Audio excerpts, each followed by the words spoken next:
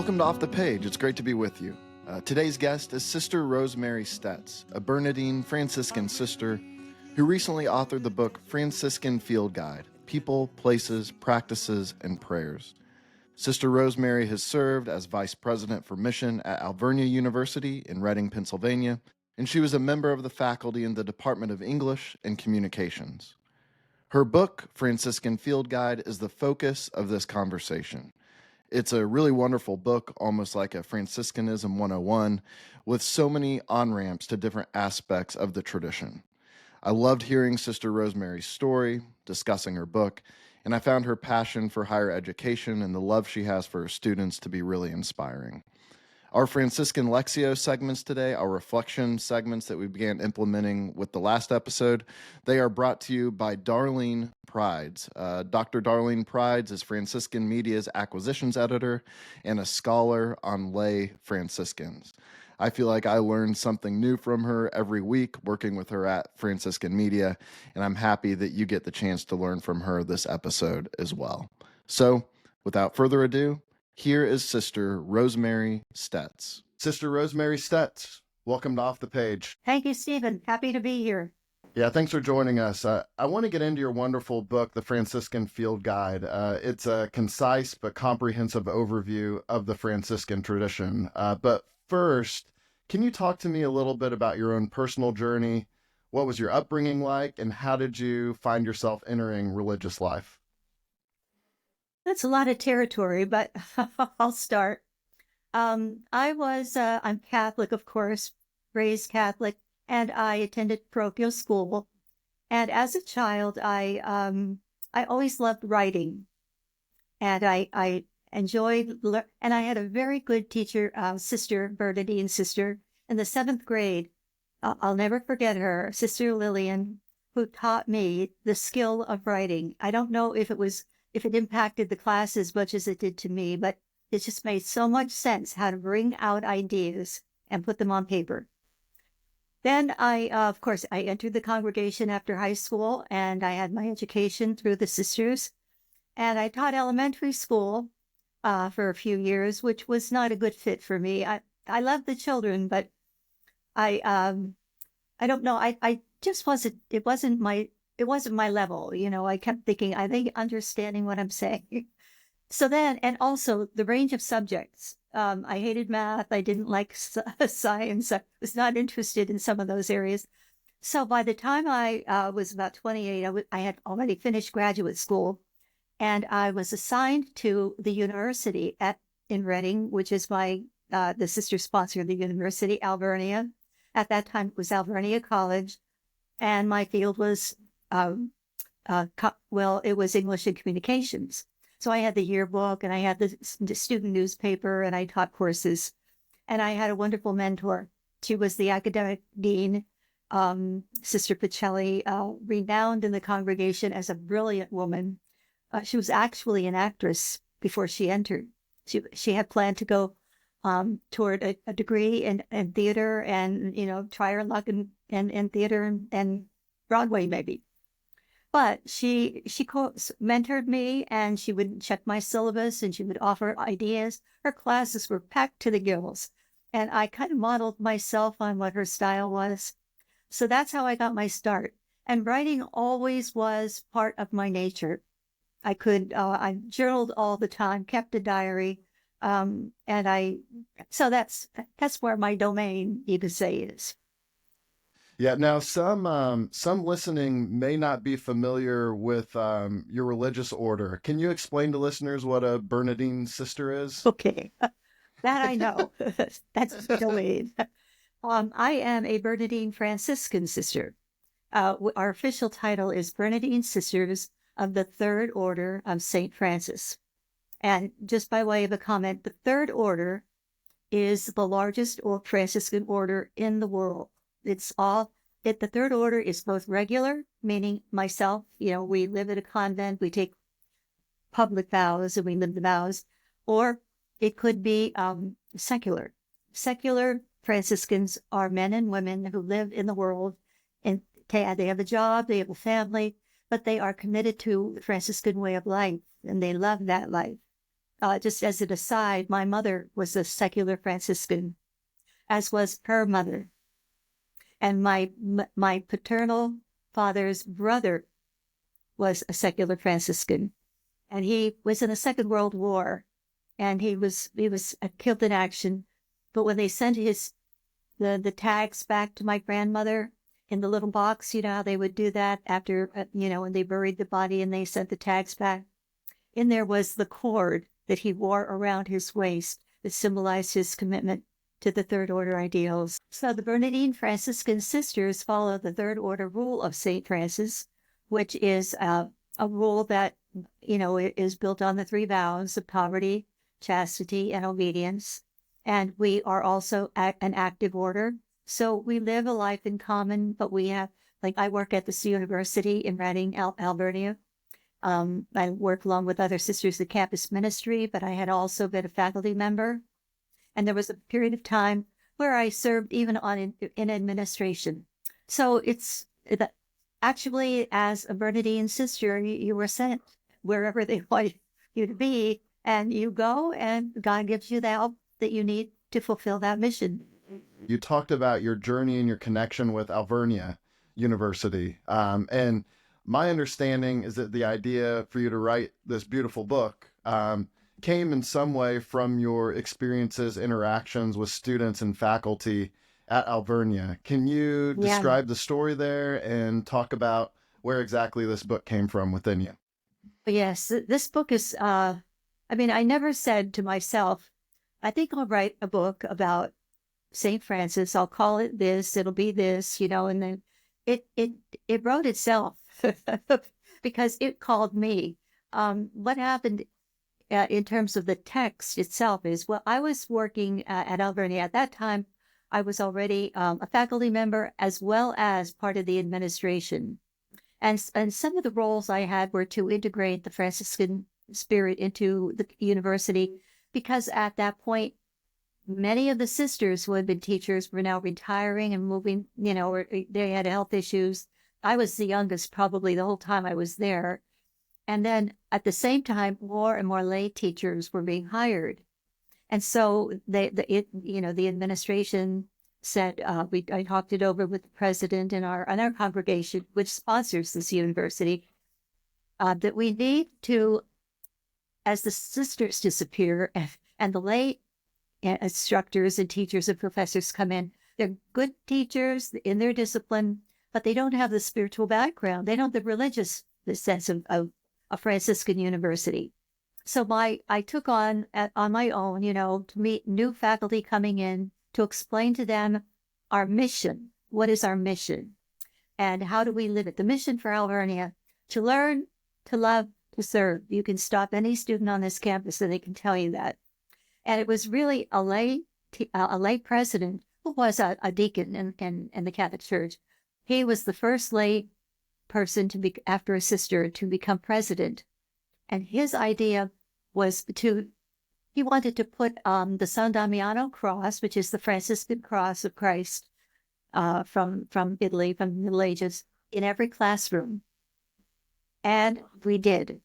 And from there, we began to tell a story of St. Francis to students and to the new faculty coming in. And after 4 years, every faculty member knew the story.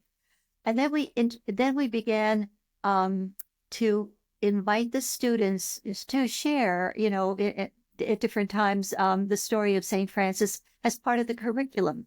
Or the faculty member would invite me in as a speaker, and I would just do some little thing on the Franciscan tradition. And so it began to grow this way. So at some point, I said to myself, I think that I want to leave something behind if I move on. And so I was going to create a kind of small chapbook, that they could carry, or they could be distributed at the beginning of school at the academic year, with terms and words and sayings and ideas and all the things about the three orders and all of that.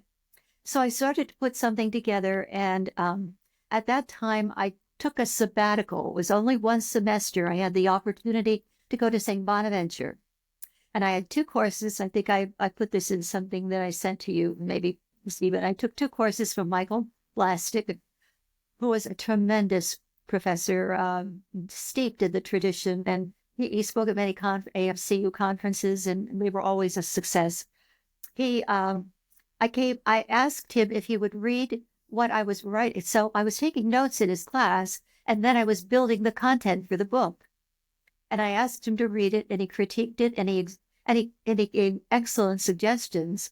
And then I was putting it together. Sister Margaret Carney at that time was president, and I was telling her about the text, and she said, "Oh, that's a great idea. That belongs to a lot of, we have over 20 schools that are Franciscan. We can use that in other schools." I said, "Oh, okay." Never thinking that that would be something that I would pursue. I also have to give credit to a colleague here, Sister Roberta McKelvey, who at that time was at Bonaventure, and she then was back at Alvernia, and we were talking. She was editor of the Cord, and she did a tremendous job putting it together with me. Like we were in the middle of a general chapter, and we were doing the editing in between sessions.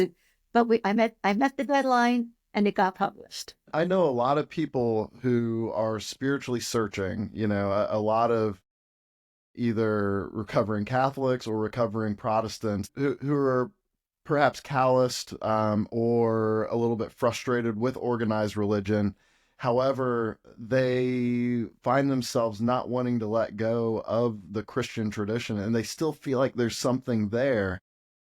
And Franciscanism, to me, it can be that on-ramp for people because, Francis, of course, was this kind of guy on the margins, Clare as well. They never turned their back on the church. They never turned their back on organized religion. However, it seems as if they were going places that no one else would go, perhaps.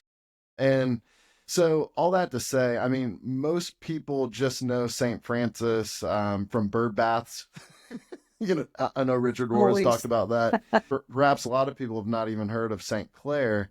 And that's what I love about this book, is that it's like a Franciscanism 101 in a sense. And I'm just wondering, how would you explain the Franciscan tradition to perhaps a student or a faculty member that you mentioned, or a listener to this podcast who is curious to learn more about this expansive tradition that you write about in this book? Well, as you were speaking, Stephen, the idea, why is Francis so attractive? Why do people gravitate to him? What's his draw? I remember this struck me, not just necessarily with writing the book, but that another name for Francis in the Middle Ages, I guess, was they called him Alter Christus, another Christ. I think the draw for Francis, the draw that he pulls people to himself, is that he was like Christ. In his lifetime, there were 5,000 men who became Franciscan. 5,000. That's, they just were.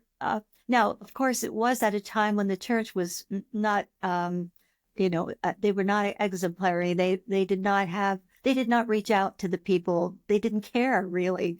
They were the clergy, and they were the hierarchy, and they were preserving the whole tradition handed down from Christ. But they maybe they didn't understand, what God would have wanted from them. But they spoke Latin. I remember reading one part where in the church, there would be a huge platform, and on that platform would be the altar, and all the clergy would be up there, and they would be celebrating the liturgy, and they would be talking, in Latin, and the people on the floor, 25 steps lower, could hardly hear them, could not understand them. They made no effort to communicate anything to them. And that's why Francis had such a hard time with the clergy. They wanted to brush him out, brush him away. It's like an annoying fly. We know what we're doing.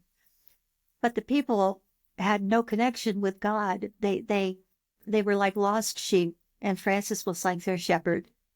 And I think that he drew people through his authenticity, but he was also charismatic. He was a short little guy from what I hear, but he had a great voice. He sang, he expressed himself, and he was a healer. He healed people. he talked to animals. You know, when I talk to the students, I tell them some of these stories, and their eyes are like big saucers, you know, that I tell them our mascot here at Alvernia is the Wolf of Gubbio. And I tell them the story of the Wolf of Gubbio and how Francis tamed the wolf. And then there's one little piece that I remember, I think it might have been Michael Blasting, who gave us that story, but there was an earthquake in Italy, and the church crumbled, and they were repairing it. And in the basement, when they were digging out, excavating and enlarging, they found hidden in the basement, at the bottom of the basement, the bones of a wolf. Really? I did not know that. Yes. The bone. Wow. And when I tell that story to the students, they look at me like a light goes on in their eyes. Like, he really did talk to animals. Birds would be chirping, and he would say, "Be quiet now, because I'm talking to the people." They would shut up, and when it was finished, they'd start chirping. I mean, these are the stories, these little flowers of St. Francis that sometimes the academics or maybe clergy, I don't know, would look down on, because they're all such cute little stories. There's depth there that we have to recognize. There's real depth. And if they open their eyes and listen to what he's saying and what he did, I mean, he walked through the town, and people walked right after him. They were magnetized. They followed him like the sheep would follow a shepherd.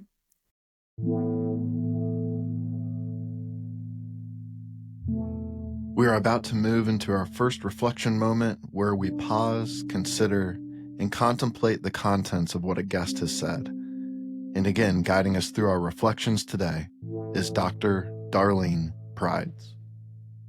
Francis of Assisi is one of the most popular saints of our Catholic tradition. He's popular among Catholics, among Christians of all stripes, and even among people of other faith or people who do not hold a faith. So we have to ask ourselves, why is he so popular? What is it about Francis that makes him appeal to so many different people? I think, for me, one of the most attractive parts of Francis's identity and his way of being is his capacity to be deeply present with other people, deeply present with all of creation, and even deeply present with himself. Now, this might sound pretty easy to do, but in our very fast-paced, distracted world in which we live, it might be something simple but not easy to be deeply present with one another and even with ourselves. But I'm going to start off with my favorite image, and that is the bird bath Francis, because after all, especially scholars like to poke fun at the bird bath Francis as if it's superficial or not serious enough. I don't have a bird bath, but I do keep a little statue of Francis on my desk. Why? Because I love the gentle look that he offers the birds in his hands. And I'm a big fan of bird baths, actually. Again, I'm going to ask why, and that is because when birds congregate on a bird bath, it actually draws my attention in. I actually look at them more deeply. I become delighted by the way they wash themselves in the water of the bird bath. I'm more deeply present with birds when they're in the bird bath, when I can focus on their activities there. So I think something about the quality of Francis's presence with other creatures, as even depicted in a bird bath, I think there's a deep lesson for us. Do we actually see what's in front of us? Are we actually present with what's in front of us? I'll admit, sometimes I need a tool. And for me, a bird bath is a great tool because I'm fascinated by the birds when they come to the bird bath.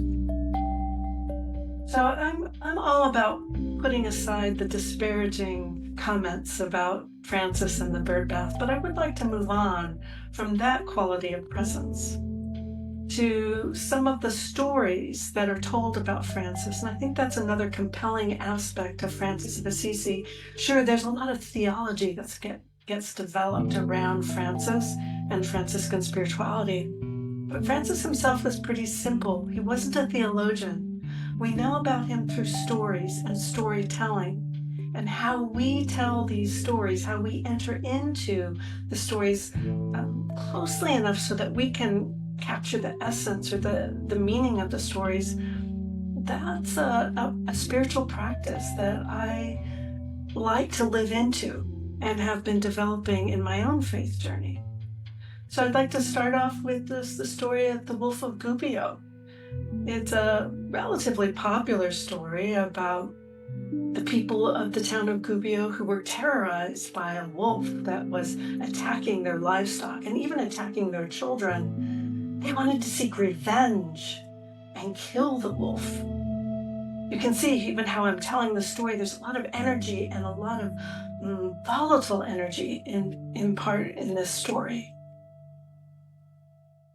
They were stymied in their efforts to kill the wolf, and in fact they sought another way to approach this challenging situation and sought Francis to bring in a mode of peacemaking. He had a reputation for brokering peace. So they called him to town. He arrived and he heard their stories and he sensed their fear. He sensed their agitation. And he sensed their anger. He observed all of this. He was present to it, but he didn't react to it. He didn't respond in like manner to it. He himself did not become volatile. That by itself, I think is enough of the story for us to enter into. How often do we get captured in by the energy of a group of people around us or even a single individual? Do we allow someone else's anger to affect us and make us angry? In this story, Francis moves into the woods to find the wolf, putting aside the people of Gubbio for a while.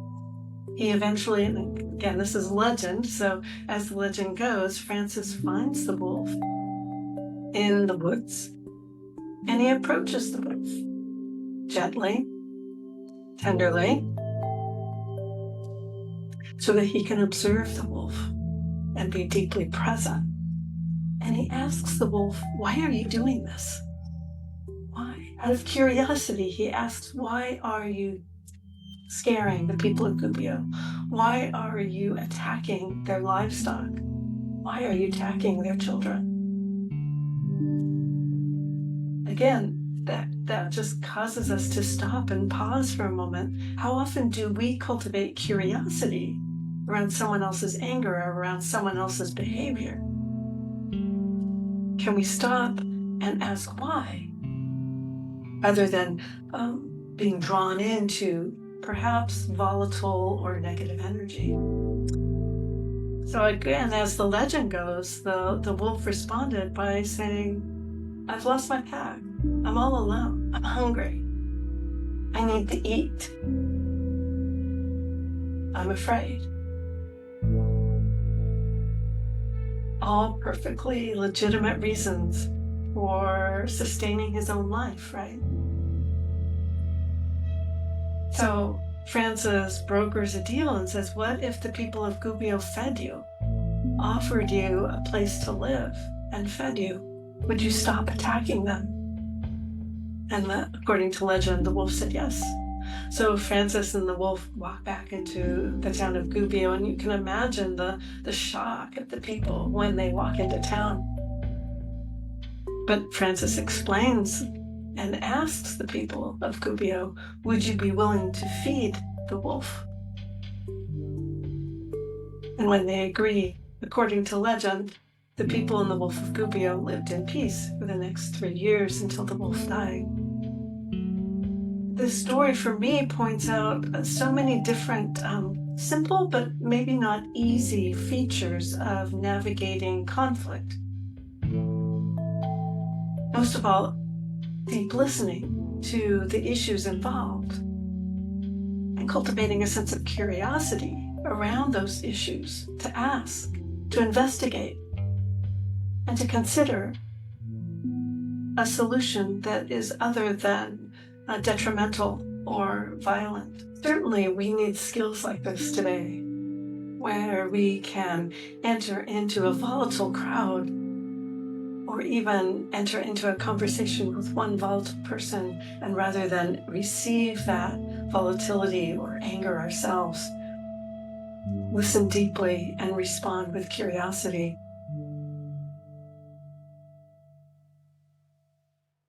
That reminds me of a great quote in your book. You write, for Franciscans, the focus or gaze is not upward, but rather outward toward ordinary human life. Yes. Can you explain for our listeners what you mean by this and how the Franciscan way opens this up for us? Okay.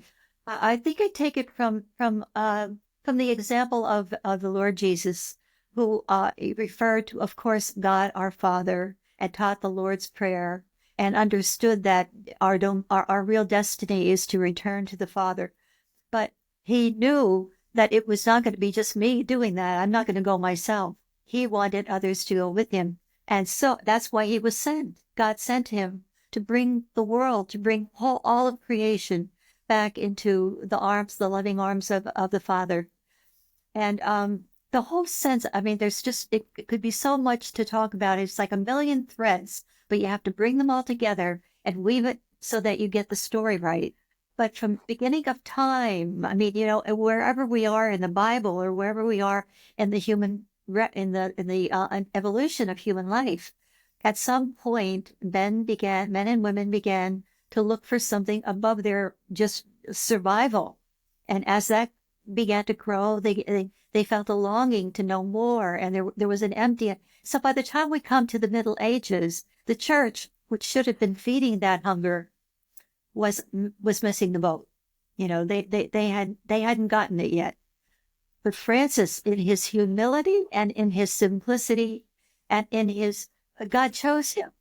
God chose him to be the one that would be the man who would change the world. And he had his own trial. He was a rich man. He was a rich young man, wealthy, had a wonderful life, ran around. His father gave him everything he wanted. He was his favorite. And he wanted to go to war. Sure, you can go to war. I want a horse. Here's the saddle. Here's everything you need. And of course, they lost the battle and he was captured and he almost died. And that 1 year, his father had to ransom him. And it took a while. But by the time he came out, he knew, I'm on the wrong path. I have to go the other way. And then you have those stories about he was repulsed by lepers and he forced himself to get down off the horse and go over and kiss the leper. I'm getting a little bit of adrift here, but there's a course we have at Alvernia. It's called Search. I have mentioned it to you before, Stephen. It's a course on how students prepare to get really serious about college education. And I speak to every single class of students who are all freshmen. Maybe there would be about 300 students over a range of 25 classes in a semester. And I give the same thing to every class, but it's all based on the Franciscan tradition. And when I tell them some of these stories, that they just hang on every word. I can see that in them. There is someone underpinning all this with the education, and they recognize a culture at Alvernia that is really unique. There's a spirit here. There's a kindness here. There is a searching sense of what's my destiny and what can I do with my life? Not just my degree, go out and get a job. What's my life going to be about? So I think that this is how Francis impacted people. And that's the key to his popularity. Yep.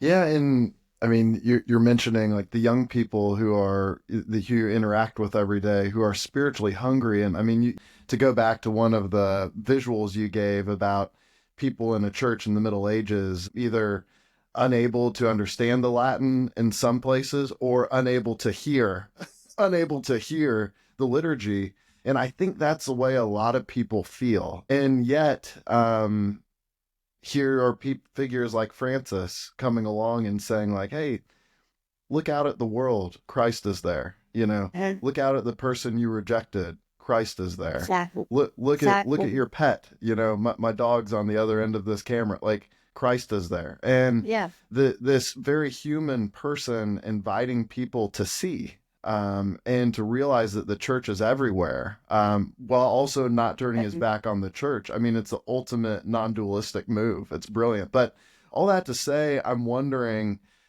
with the young people you interact with every day and these people who are hungry, spiritually searching, how do you believe that the Franciscan way can help to rebuild the church today? That's an excellent question. Actually, Stephen, that's something that I pray about a lot. Francis, I think Francis shows us how. Francis never intended to, he didn't wake up when his father ransomed him from the prison and he came home and he was like walking around and riffed in the city, and his buddies would say, "Come on, Francis, let's go drinking, let's go down to the local bar." No, not tonight. And they could, "What happened to you?" Well, they chalked it up to being in prison, or, maybe his health isn't great or whatever. But Francis had, he was a chosen soul.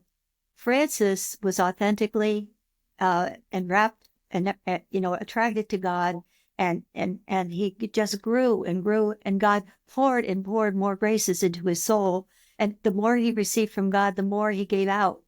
And so Francis became, he affected society just by his person. And all he wanted to do was live like Christ. And that's why when I will go back to the term I used in the beginning, an alter Christus. I want to be you on this earth. And just as Jesus walked along and chose one and chose another, and then they all started to meet the people, and he began to tell them about God and the Father and his love for the world. That's what Francis did. And more men, and then Claire of Assisi, who watched him from the tower of her home and fled to him in the middle of the night. They romanticized, like she eloped to meet Francis. Oh, well, she ran away from home is what she did, because they had her all lined up to marry some count or something. And she herself was a religious soul. She was a spiritual woman. She was only 14 or 15 years old, but she knew she belonged to God, nobody else. But then women joined her, her sister, her mother, they joined her. But she became the cloistered branch. That's the second order. Francis is the first, she's the second. And then all the women who were either married or single or wanted to stay in the world and live a Franciscan way of life became the third order.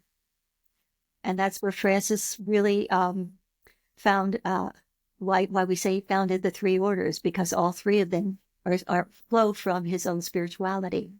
Well, you keep bringing it back to something that I think is really important. I mean, you hear a word like Franciscan, and it feels so obscure if you've never heard it before. It's like, what does that mean? Like, don't we all, if you're a Christian, don't you just want to follow Christ? Like, why bring Francis, Claire into this? Francis and Claire, they make it simple, and the way they followed Christ is just so countercultural and profound. Anyway, you keep bringing it back to that, and I appreciate that, because like I really think, and that was my understanding, is that was the appeal then too, is that, I mean, they're not necessarily doing anything that hasn't been done before, but they're living in a way that perhaps had been neglected or forgotten in how people perceived what it meant to follow Christ. What I think is, Francis was like new on the scene, sort of like he had a unique appeal. His way of walking through life, and his way of honoring God, and his interaction with people, his connection with nature. I mean, Benedictines, they existed, the Dominicans, they existed, all at the same time. There is a charism for every congregation. I like to think about it, it's sort of like nature. You have daisies and you have roses and you have the plain old grass, So it's, and some people will prefer a daisy. I remember going to a friend's wedding and she carried a bouquet of daisies in. Another friend would have a bouquet of roses, But it's what you find attractive, what draws you. God gives you the vocation, and God draws you through the vocation. So the author is God. And just as God has created this wildly diverse universe, starting with our world, which is complex and beautiful, and so many different animals and so many different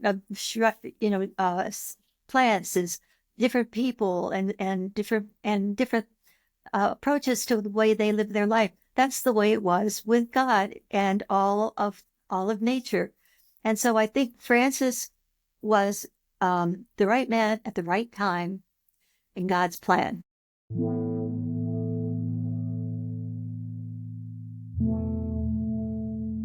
From Sister Rosemary's book, there's a beautiful sentence that I'd like to talk about. It goes, "For Franciscans, the focus or gaze is not upward, but rather outward toward ordinary human life. Our gaze, our focus is not upward, but outward toward one another, towards all of creation, towards all of our fellow humans." What does this mean for my faith and your faith? I think for Franciscans, this means that we enter into ongoing conversion by being in relationship with one another. There's a famous phrase that says, if you think you're enlightened, go spend a week with your family. Well, Franciscan spirituality is something like that, in that our family members, our friends, people that we live in community with, they're our best teachers because they are the ones that we have to live with and manage our daily lives with. They're also the people at whose hands our ongoing conversion rests. There's a great example of this in Francis of Assisi's talking about his encounters with the lepers. His ongoing conversion was really sought after, was really developed within relationship with lepers. We know that as a young man, he reviled the lepers. He made fun of them. He ridiculed them. He made nasty gestures at them. He couldn't stand the sight or the smell of them. He would run away.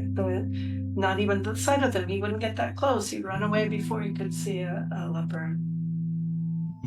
And yeah, we know that in time, there was something that changed in him. He turned around and encountered a leper and was willing to face him face to face, eye to eye. In time, he lived among the lepers, served them, and they served him. In what way? Perhaps they didn't prepare his meals for him. Maybe they did. But by being there, by being present, he cultivated this capacity to be present with those very people he had reviled. So the lesson here is for us to ask ourselves, who are the lepers in our own lives? Who's the leper in my life? Who are those people that I run away from? I don't want to engage in. I don't even want to look at. And is it possible to develop the capacity to be present, to be curious about their livelihood, about who they are, why they think the way they do, why they do things the way they do? And in that developing relationship, is it possible to see our own opening of heart, our own ongoing conversion developing? I think this is at the heart of the Franciscan spiritual movement, and really is at the heart of this phrase that Sister Rosemary brings forward. For Franciscans, the focus and gaze is not upward, but rather outward toward ordinary human life. In our relationships with one another, that our conversions develop, our faith develops and strengthens, and we become more vulnerable and open-hearted in the process.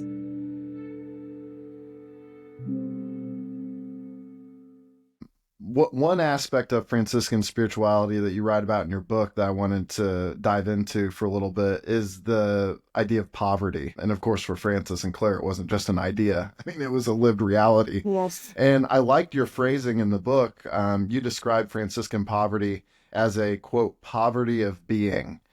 What do you mean by this phrase, and how do you think adopting a poverty of being can help each of us today? What, Christian or non-Christian, Franciscan or non-Franciscan? Like, I think there's something valuable here for each of us.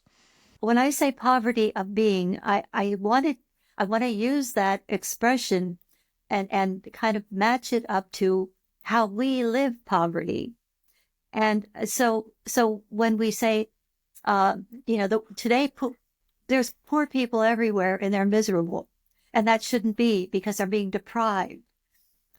Genuine poverty is a spiritual experience, that we recognize that we are nothing, that we are only alive because of the mercy and goodness and overwhelming transformative love of God, that God from all eternity wanted me, wanted you, wanted every human being to be born and to live and to have a life of service to the world and to God, and to have a role to play, to have something to contribute.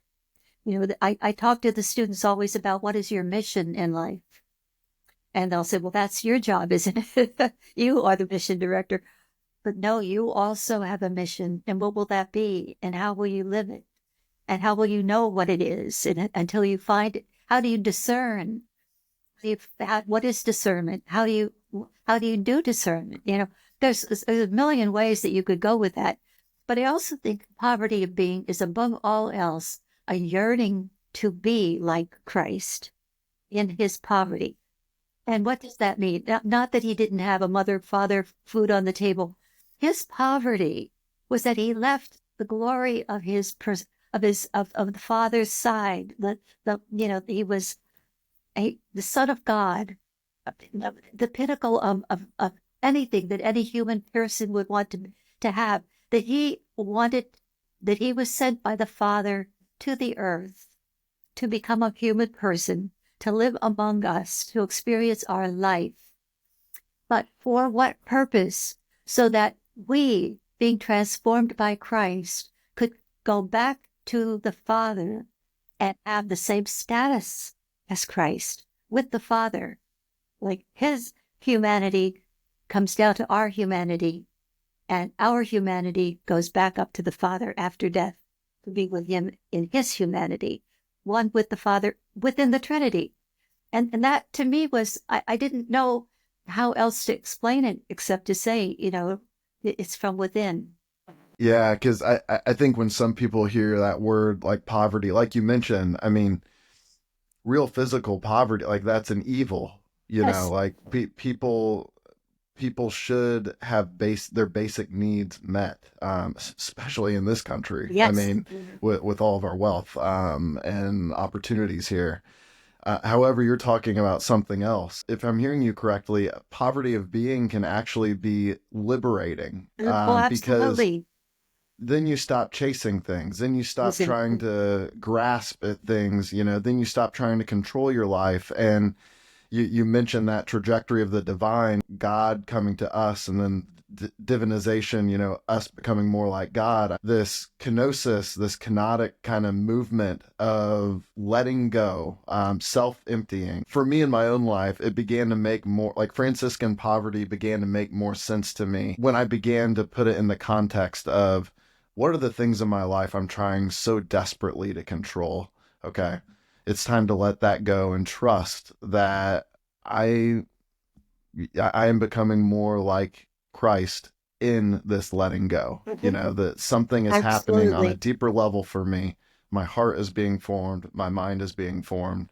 And that's, for me, that's like one element of Franciscan poverty. Do you have any thoughts there? I think actually you're paraphrasing what I said to Stephen, almost better than I said it to. Yeah, I don't know about that. it's coming from you as a person searching, and I'm a person searching too. But my understanding of it is not always. I mean, that's not when I entered and took the vows for the first time. That's not what I thought I was. I knew poverty. I was going to give up, having fancy clothes, because at that time we were wearing habits and veils, and we were, it was all the traditional religious lifestyle. But but poverty, I didn't mind it. It wasn't something that I mourned over, oh, I can never have my bike back. I can't ride, I can't, I don't have money to, I remember riding the train from Philadelphia back to our mother house here in Reading, and I didn't even have a dime in my pocket to make a phone call if I could, if I needed to. And I mean, those days are long gone, of course, but, and it never bothered me. But again, I was young and everybody else was doing it. And so it was my lot to do it too. But for me, poverty as chastity, as obedience has been a struggle and a joy, has been a greater understanding of its purpose and meaning. And as I see it matched to how Christ lived, obedient to the Father, humble and poor, and a total love for humanity and all of its sinfulness and in all of its glory. And so, each time I think about, I make retreats and I go, away for spiritual direction and, all of the above. You can never have enough, and you can never find that, okay, now I've got it all. Now I don't have to worry about it. I could just sit back and relax and live it out. No, it's an ongoing journey, and it just always keeps getting deeper.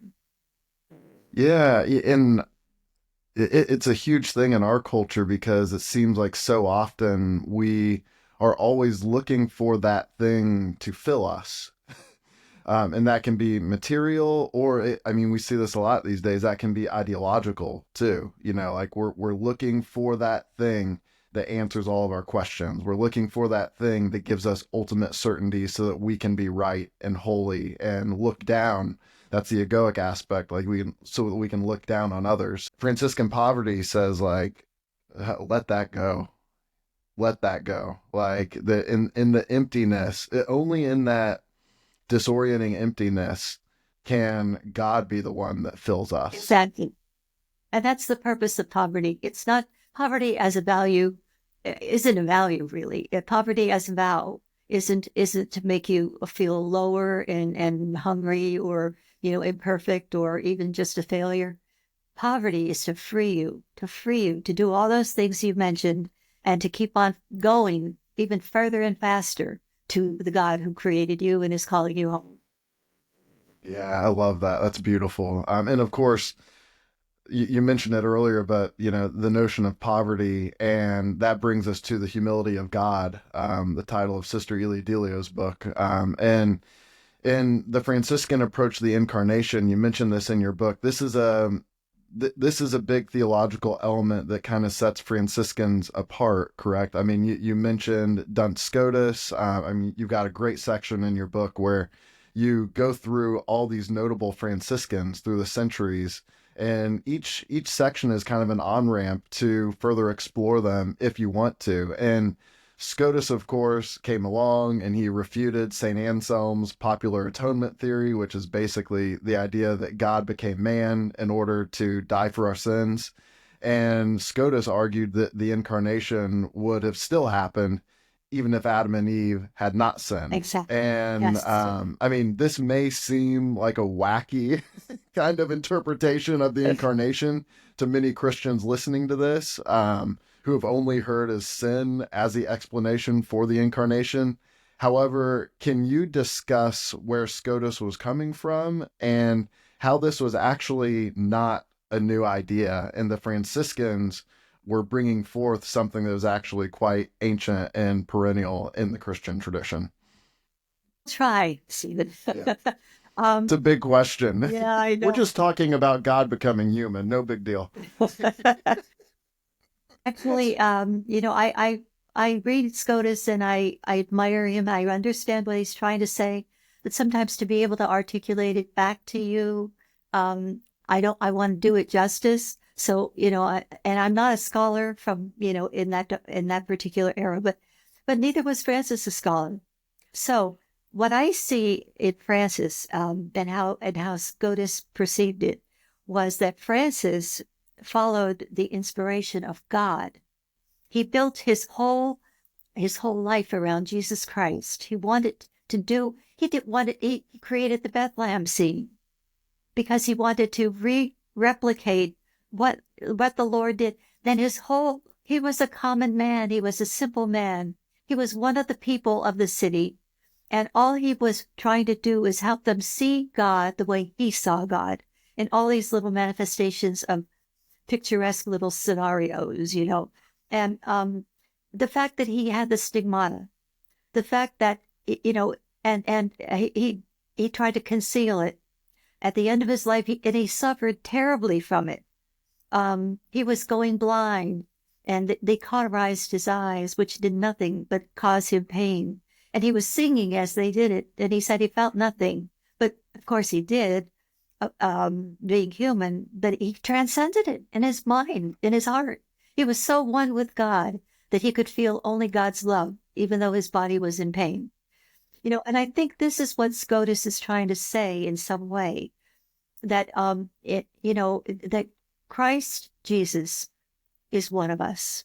He lived among us, and he died just like a man who was rejected by the world, and that was part of the plan of the Father insofar as it had something to do with the redemption of the human race.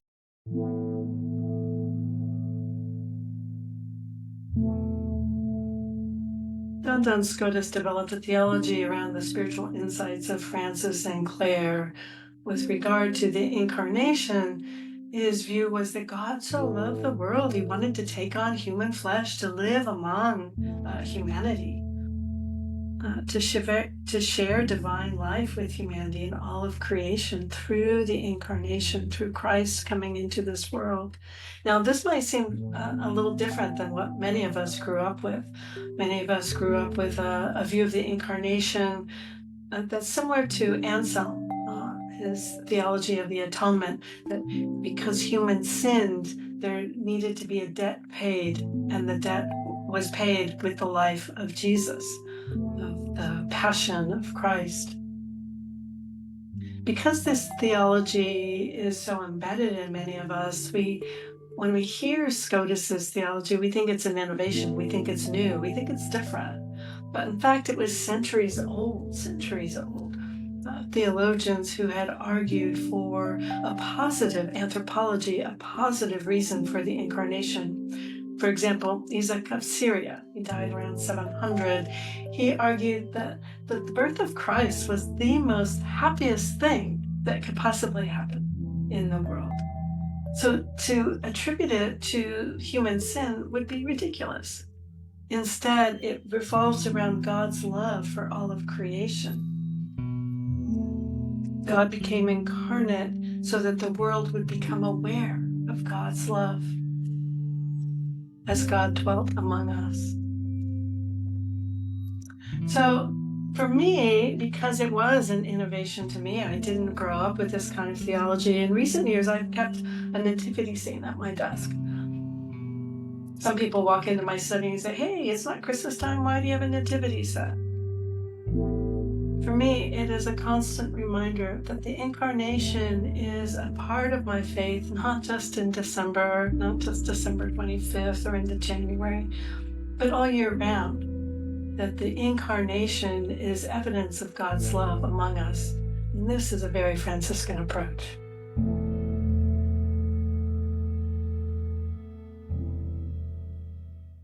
I think that's what drew me to the Franciscan tradition, it is so positive. Like usually in religion, it's guilt and shame that gets you in the door because you're just trying to feel better about yourself. And then that ends up being some kind of manipulating force to keep bringing you back again. However, Francis is saying like, yeah, look outside, God's there. Yes, exactly. Listen to your dog whimpering right now, bringing it back to my dog. Like, yeah, God's there. The overflowing, I know Bonaventure would go into this with the fountain fullness, this overflow of love and goodness that has been perpetually flowing from the very beginning of reality. It's everywhere. And we get to enter into that flow and experience it.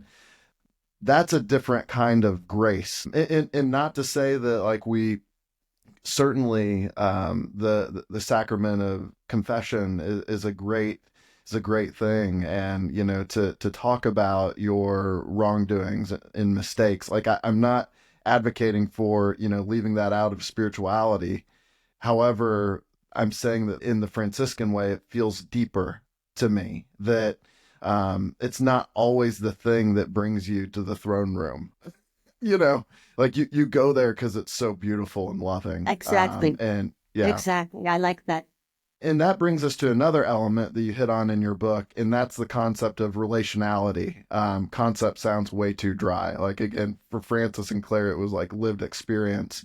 But relationality, of course, it comes out very clearly in Francis's Canticle of the Creatures, which turns 800 years old this year, but also throughout his life, as you mentioned, through his relationship with creation, with lepers, with outsiders, people on the margins, and even in his approach to death, like he called death Sister Death. Even that was relational. Yeah. Which is crazy. But can you delve into this notion for me as you understand it as a Franciscan, and how the Franciscan way kind of helps to elevate something that has perhaps been neglected in Christianity and in the church, and that is this intimate relationality of the universe, and our partnership in it. Yeah. I sometimes think that we try to separate divinity and humanity. We compartmentalize them. Francis did not. He united them. And that's why I think it's so attractive, because we suddenly find ourselves with God, not trying to figure out who God is and how we can find him. We are with him. He's within us. So that relationality with all of creation is just like a tight bud that opens up into a flower. It's that you don't even know what the flower is going to look like when it's only a bud. But when that opens up, it's just magnificent. And I think that Francis had special gifts from God. He was called from birth. He was a unique child. He was joyous and friendly and fun, and he had his sufferings, and he had his traumatic moments, and he had his failures, and he understood, the lowly place he had in humanity, like everybody else. But in some ways, he was able to transcend from one level to another, and he kept on going. And God's grace and mercy called him, and he responded. And God poured more on Francis because Francis responded so beautifully. And God had a plan for Francis. He knew the impact Francis was going to have on society. I mean, in his own time, he had so many followers. But it wasn't just that. It was that each follower was so imbued with the spirit of Francis that they all went out and they affected the world. And so relationality and the interaction of many people, I think Francis becomes for them the harbor. They're adrift on the ocean. There's nobody coming. They can't find their way back. There's no lighthouse. And suddenly they find Francis, and he's the anchor. He's the shore they've been trying to find so that they could land their boat and start to live. And that life springs up in them, and they develop like a flower, really. They become kind. They become helpful. They become compassionate.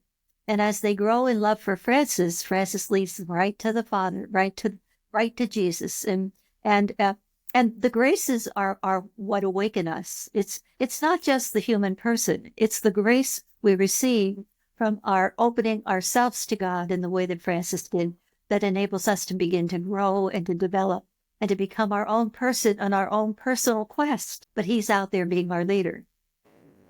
Yeah, well, that brings me to something Francis said when he was dying. And he said, "May Christ teach you what is yours to do." You summarize it as this, quote, "Each person is called by God to fulfill a particular mission," end quote. And the uniqueness of the Imago Dei in each person, and I know you're having conversations like this all the time with the students there at Alvernia. It is a liberating thing to awaken more to how deeply connected you already are, to the divine all around. And then I think that this brings us into a sense of mission, that because you realize who you are, and you're loved, and you are made in the image of God, and you do have a unique purpose. And in your quirks and uniqueness, your particularity is, Scotus would say, I mean, your hexaity, like these are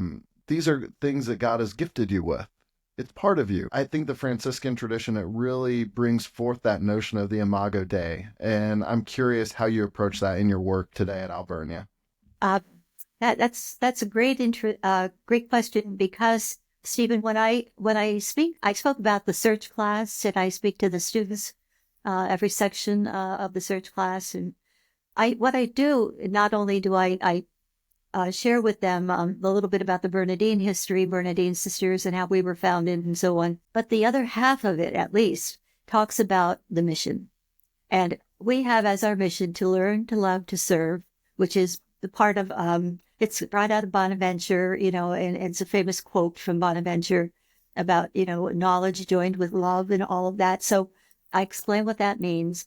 And then I show them all the little plaques that hang in the buildings on campus, especially the residence halls, Clare Hall, Francis Hall, Bonaventure Hall, and then we have some of the sisters named some of the halls for them.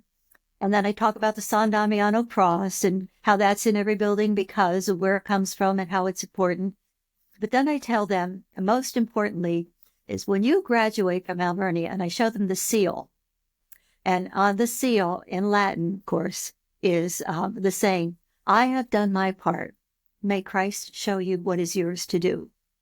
And I said, when you graduate from Alvernia, and you've had all these courses, and you've had the experience of listening to all the faculty prepare you for life, and you now know what the spirituality is, the foundation point, what's the spiritual basis for this university, was instilled in, was developed as part of the evolution of the university. The Bernardine Franciscan Sisters, with Francis as their patron, developed a model which would help students live a life that would give them not just wealth and fame and maybe even make a life, but would give them purpose and would help them find their way through a troubled society and reach out to a God who loves them, regardless of faith, regardless of no faith at all.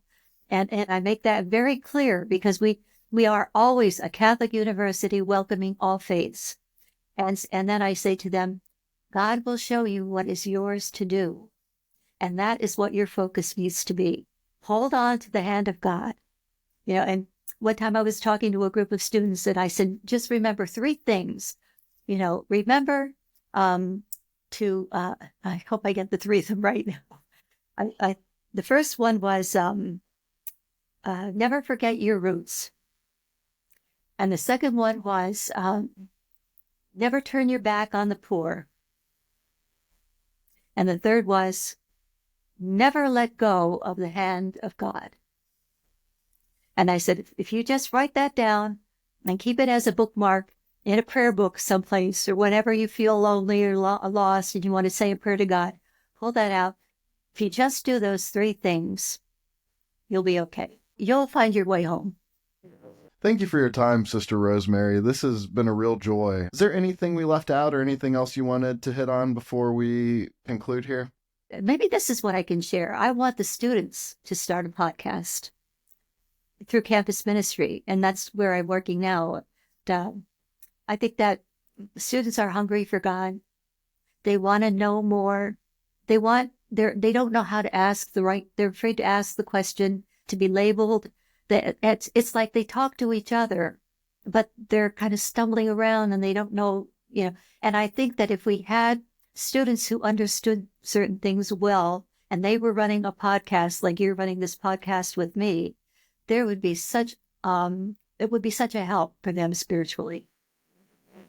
Yeah. I mean, the whole podcast phenomenon, as I mentioned to you in a previous call that we had, was, it's kind of baffling, but it's what you said. I mean, I think people are, despite all the stats you see about people's connection to an organized religion, people are really hungry for depth. I've never said this on the podcast before, but this podcast is called Off the Page, and it's a multi-dimensional kind of meaning, because typically we think of, when you read God's word, and this goes back to our mutual friend, Father Dan Riley, typically you think that, okay, that just pertains to scripture, reading God's word. And it certainly does.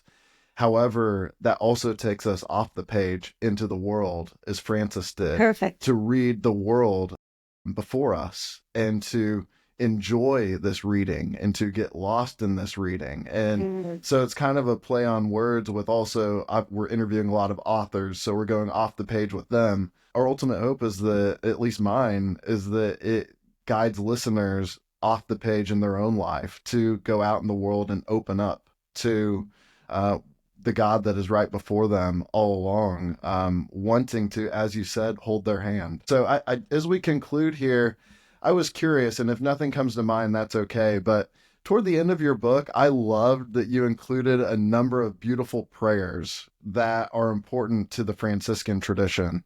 So as we bring this to a close, I was wondering if you would mind either reciting or reading a prayer that means a lot to you. And if you don't mind, could you, before you read it, could you tell us why it's so important to you on a personal level?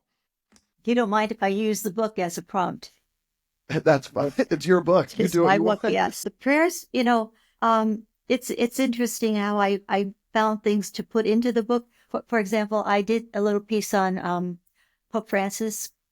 I just think that this man is so wonderful. He's just a gift to humanity at the time we needed him. And I didn't know what I would say, but I just started to write it, and it all just came out just the way. I hardly even changed a letter in the whole expression of it. But that's sometimes, it just sometimes something hits you very significantly. There is a prayer that we sing as Bernardine Franciscan Sisters. It's called Tota Pulchra, and it's all pure. That's what it means. Tota, all, pulchra, beautiful. You are all fair, O Mary. You are all fair, and the original stain is not in you. You are the glory of Jerusalem. You are the joy of Israel. You are the honor of our people. You are the advocate of sinners. O Mary, Virgin most prudent, Mother most merciful, pray for us.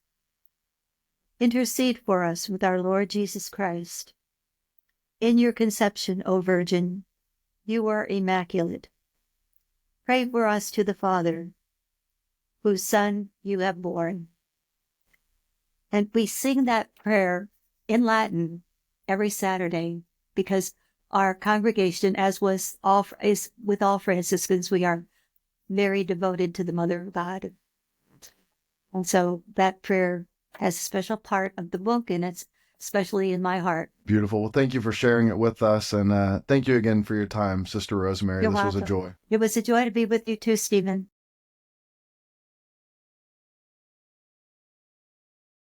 Once again, that was Sister Rosemary Stets. Her book, Franciscan Field Guide, is available on our website, Amazon, or wherever books are sold. If you feel inclined, please consider leaving a review of this podcast or visiting the donation link in the show notes to help us continue to hopefully create content like this that accompanies you on your spiritual journey. Thanks again to Sister Rosemary, to Dr. Darleen Pryds, and thanks as well to Father Cyprian Concilio for providing the intro and outro music for this episode. This is Stephen Copeland signing off. Peace and all good.